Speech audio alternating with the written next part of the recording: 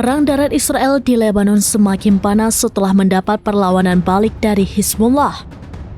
Militer Lebanon melakukan 2 operasi berturut-turut pada Kamis 17 Oktober 2024 dini hari yang menghancurkan 2 tank Merkava Israel.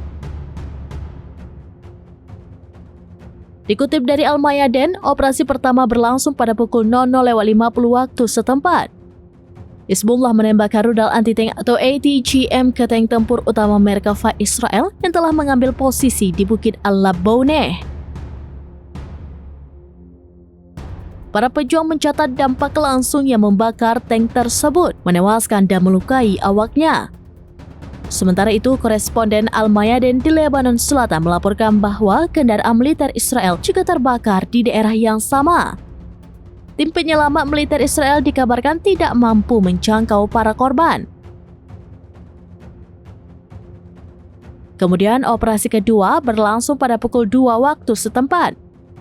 Lokasinya juga masih di Bukit Al-Labouneh, menargetkan tank Merkava Israel dengan rudal anti-tank. Hizbullah menyebut tank milik musuh hangus terbakar dan dipastikan melukai atau menewaskan awaknya.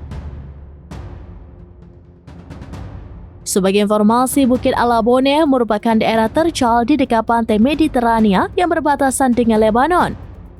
Daerah ini telah menjadi titik penting bagi kemajuan kendaraan lapis baja Israel ke Lebanon. Namun di sisi lain, Bukit Al-Labouneh juga menjadi saksi hancurnya kendaraan lapis baja musuh.